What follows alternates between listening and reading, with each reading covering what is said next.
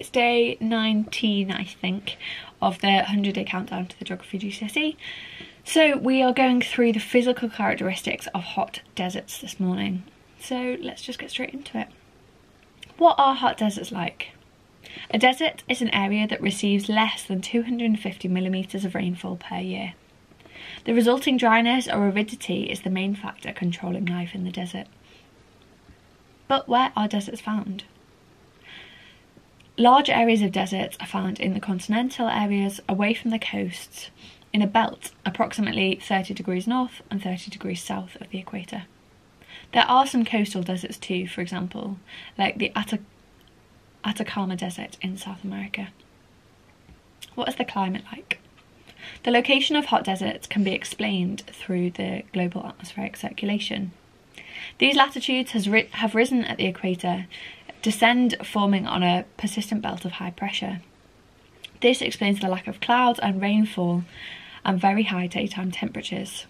It also explains why, with a lack of cloud cover, temperatures can plummet below freezing at night during the winter. But what are desert soils like?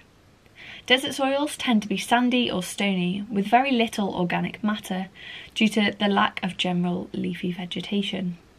They are dry, but can soak up water rapidly after rainfall. Evaporation draws salt to the surface, often leaving a white powder on the ground.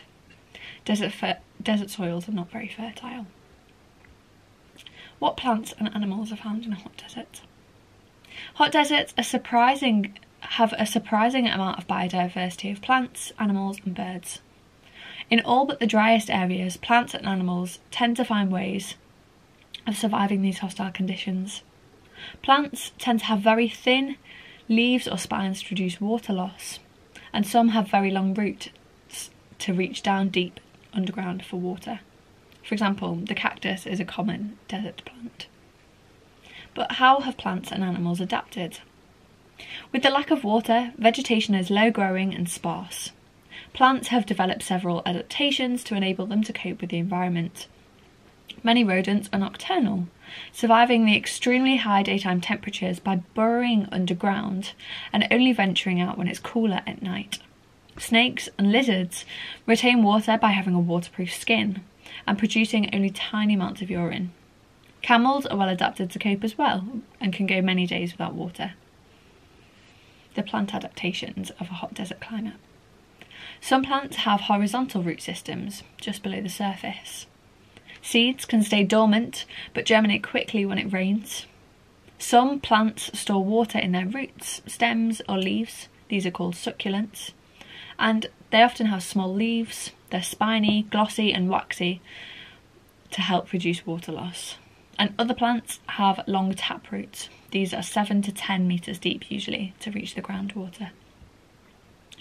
So we're going to think about the question briefly. Explain how plants have adapted to the physical conditions in a hot desert. So it's very briefly, again, what I've just spoken about. This would be a 4-mark question, so you only need to mention 2 or 3 things and explain them briefly. So you could talk about the horizontal root systems to soak in the moisture that is on the surface. There's not a lot, but there is sometimes. Seeds don't have to be fertilised immediately, but they do very quickly when there is enough water and moisture to germinate or make the seed grow. The leaves are also a massive factor, so they could be small, they could be spiny, glossy or waxy to help reduce this water loss as well.